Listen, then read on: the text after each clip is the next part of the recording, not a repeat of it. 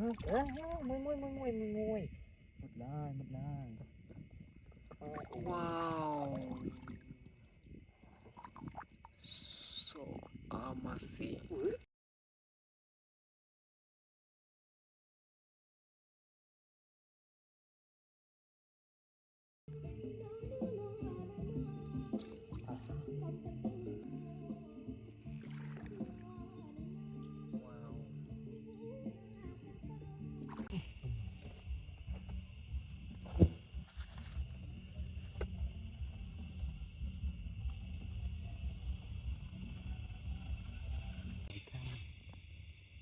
Nên phát ạ.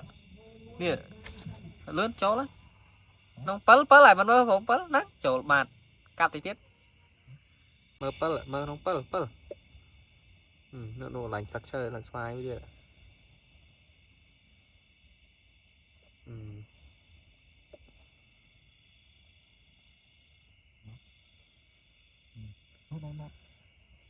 Như là như vậy. Tụi nó mơ bên nước. Sâu, mù gì không? No. Mơ mà. Anh mấy cơ mà nó này. Không quýt đó. Kia nhé.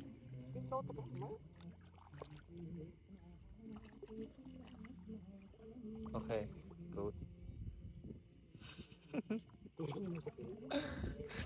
Đừng từ bơ được. Nó cô đấy.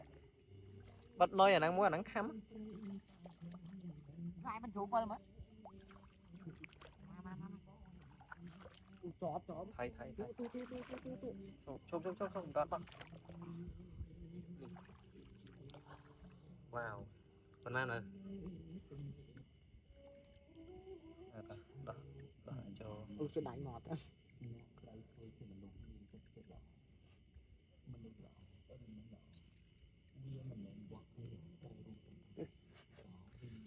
Nè. Cái chọp của bạn. Ơi. Đã cho. Đã cho. Đã qua đúng không? Lột màu bình là. Ok.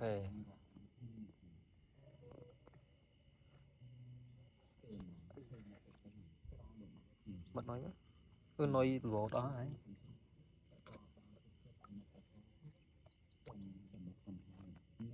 Đúng phải mà nhé. Nó nói gì nữa? Nó đây. Nó là dân lơ mơ.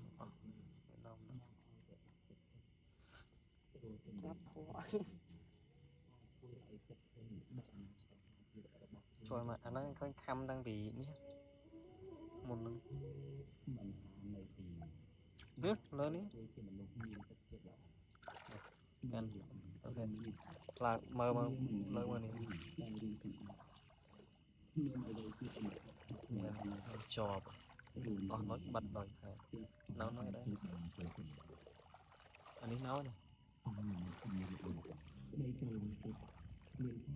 Niệm vào mũi đi.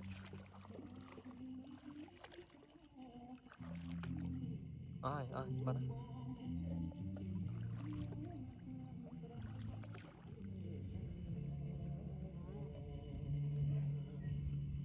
Bắt nồi ngồi.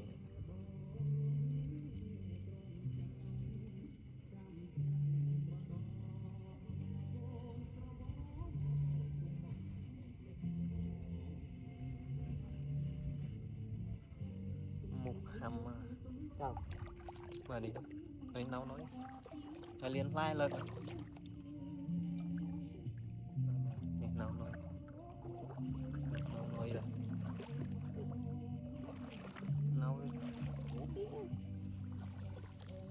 con xí nhưng mà này đôi việc liên lai rồi liên lai nó đã nói đấy đã lên đó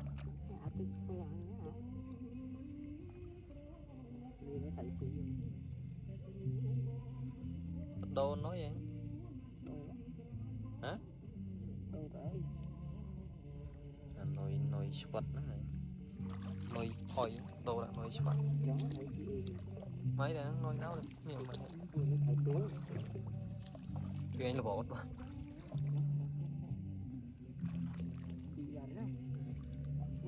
khó mà mơ vậy nó pin ti mơ đó này. Thùng hóa thầy thùng thế Mẹ lấy slap thấy ấy chứ ăn mà nó mốc đã chắc bà anh nó nói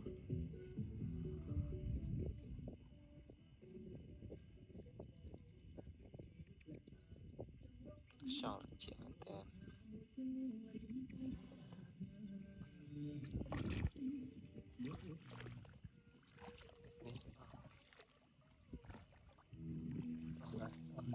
có gì hôn đấy tôm nó còn phải thấy tí con thật mà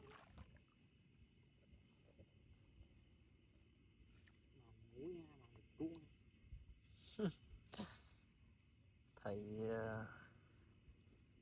mình sao rồi bộ anh vậy mình nè anh một hai môi chụp kẹt bình nè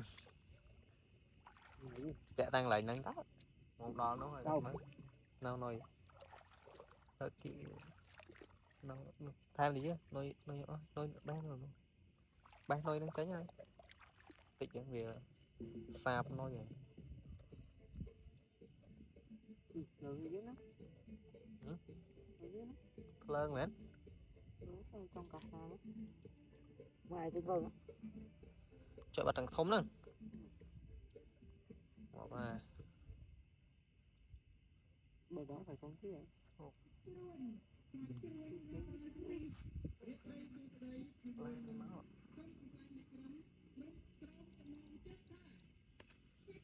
mà thầy xíu thầy cũng với được vậy rồi ngoài cái đã để mua được không mòn ta trôi nhỉ cho cái cho nó cho cái đó ấy cho cho nghe ra đấy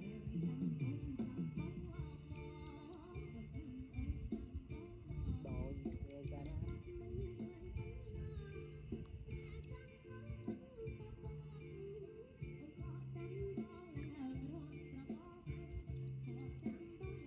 vẽ coi vẽ mù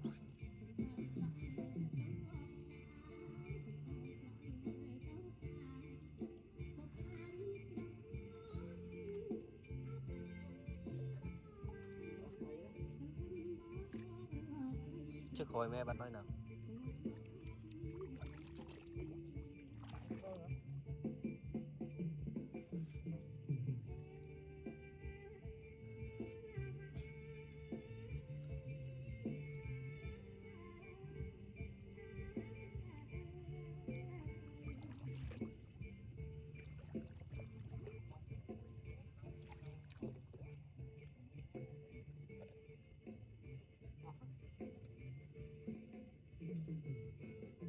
nói vậy cặp mong mà nó bắt thằng mô lớn sao đó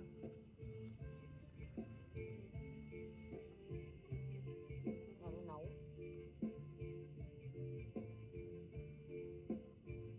nó ăn hết thì có ăn mơ nhá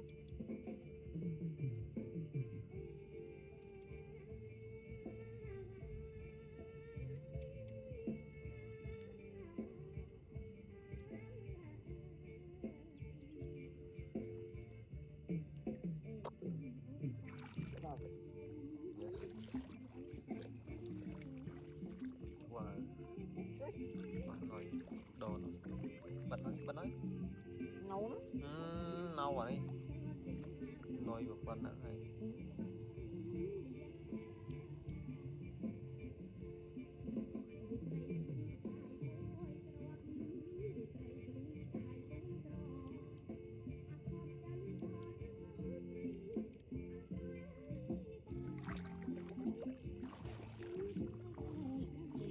cái da thì có qua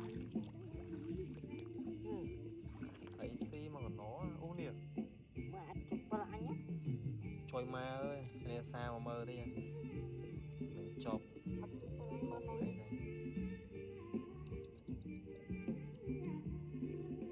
bắt nói màu máu má này thì cái mơ thì nói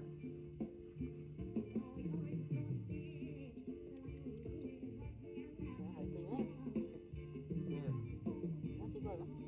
khơi hả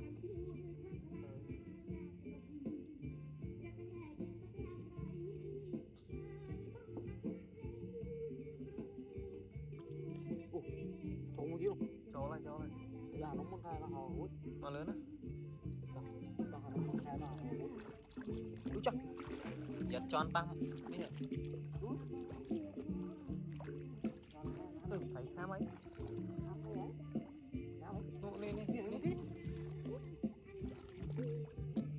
nè mấy bơi chỏng nhá cầm nát không cha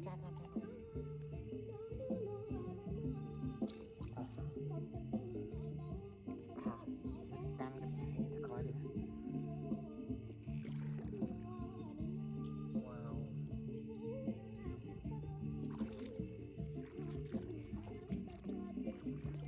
ui đó đi vào giật hồi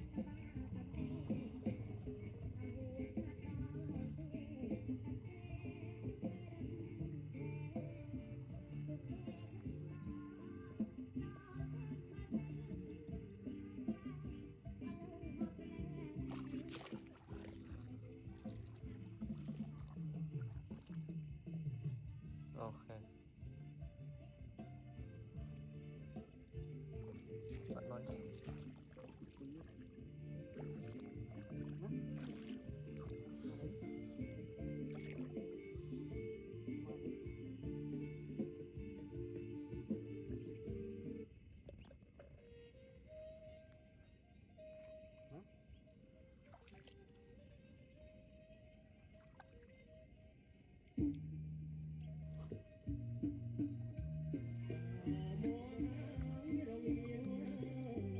khoái nó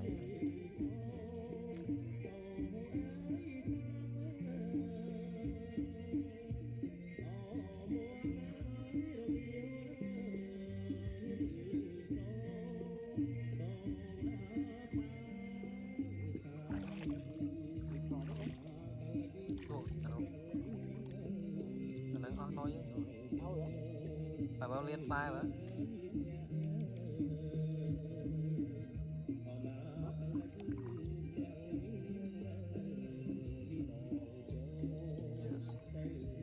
là đó tất cả đó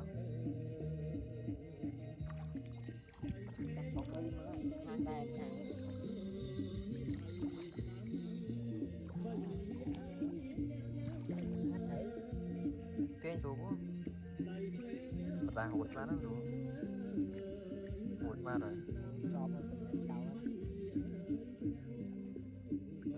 hụt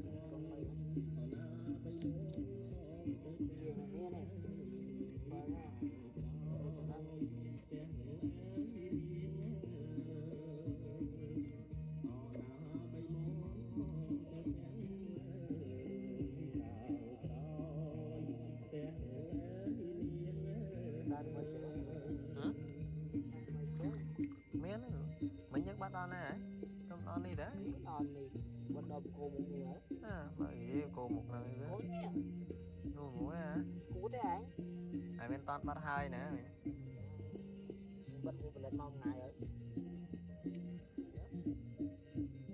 cảm ơn nhé miếng rồi bắt hai chút chó gì đấy chó gì rồi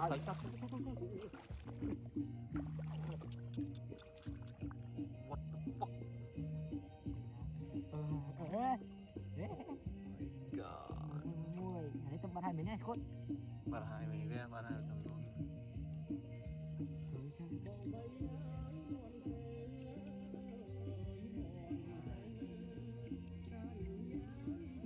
mà lời của hai camera mọi người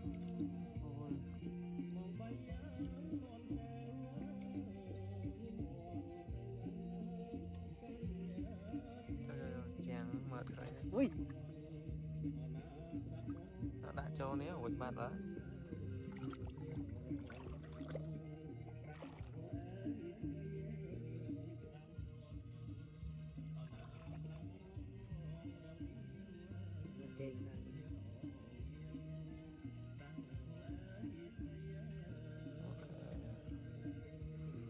bật thôi bật bằng tí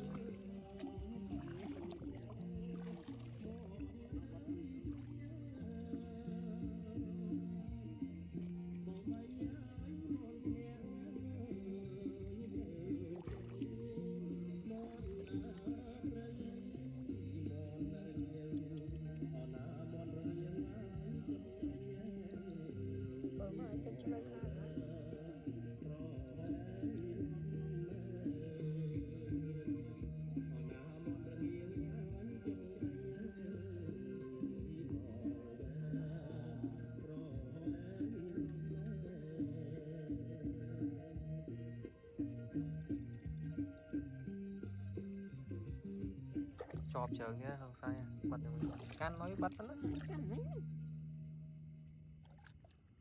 đấy không có quét với xuống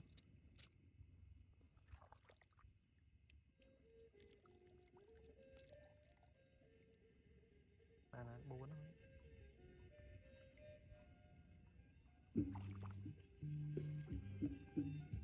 người ta về cho con coi về bật này nè ai ba này bụng nên hái đây chạy đấy nó đâu nó liên pha mình mới anh mới khơi liền đấy chỗ anh thì cái này mà lên mà mình toàn bật nói biết không toàn bật đo năng nè quật lỗ mà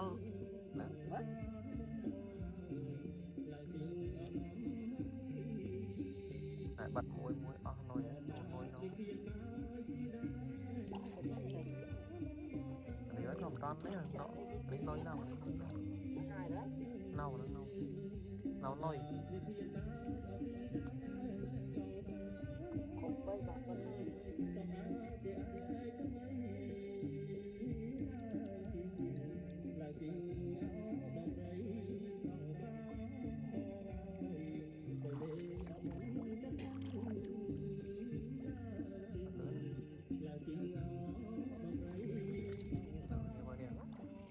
nắng nấu ấy chứ nấu tính á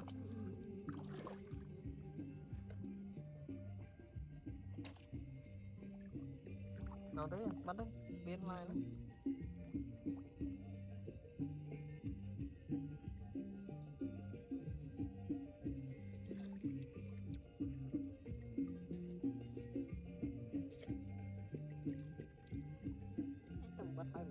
bắt này mình tập bắt đo năng tê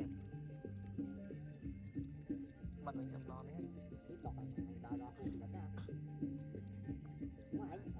còn chết đây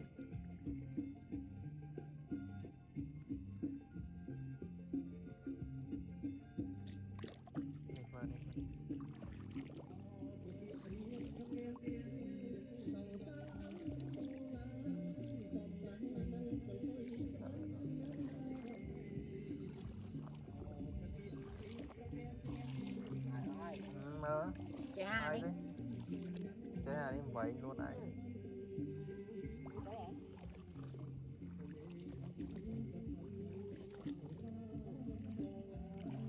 to hai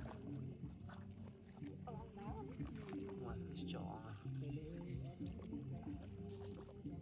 tao ta tất xấu chơi ở đây mày đâu là cậu ấy bật hai cái này không bao giờ đâu nữa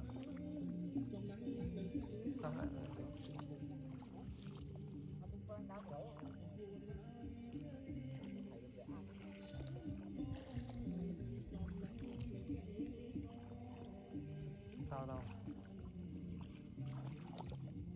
sao đủ men ngày đã bớt khơi chứ à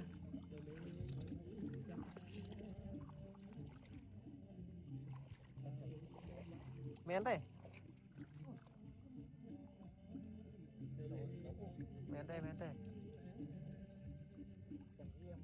chọn cho một món xem ăn anh tên bao cỡ mùi một đá mất lá. Wow.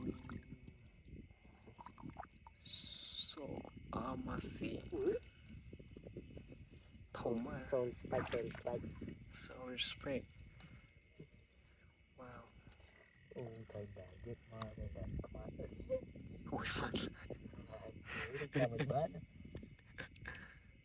Cho anh em mà chốt bộ mà mới buôn đẹp đó mà ban sáng này. Mở đầm mong mua một pi ấy.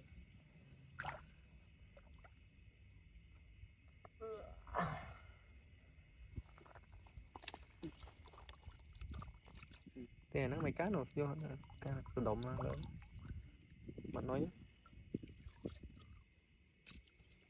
Không coi nữa. Bật tích tích nó. Hả này?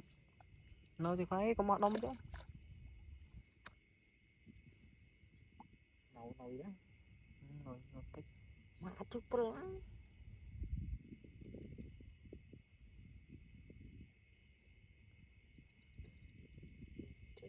Đỏ với nó. Ok, good. Chơi mà thật là mơ.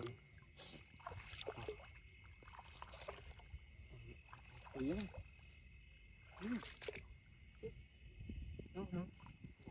Nó đây. Chi tiết. Miền nó này. Một vài chơi biết.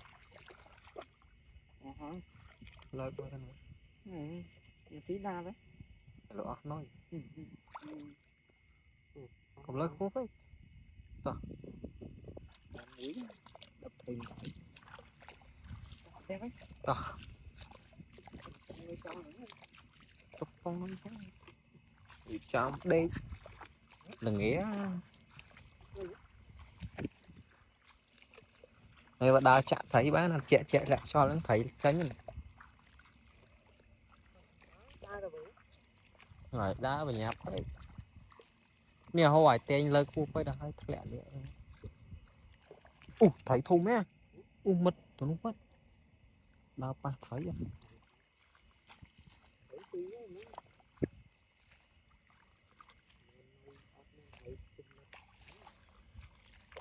Nô, hô, thành cơ đấy. Cơ nó nè.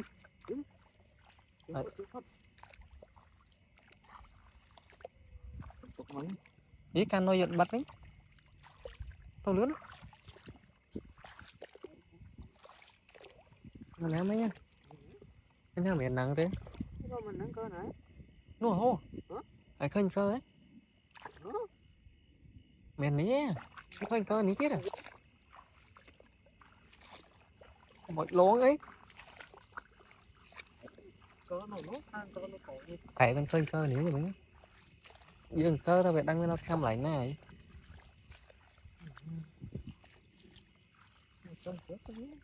Phải bên khơi cơ. Con cả trường. Khơi cơ kia mi với nhẹ với nhau đấy. Nó.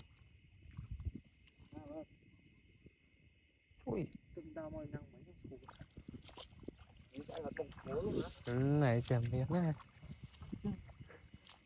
Mày chết luôn thì. Chui. Một lố. Lấy trường phải ngồi mày chết đấy.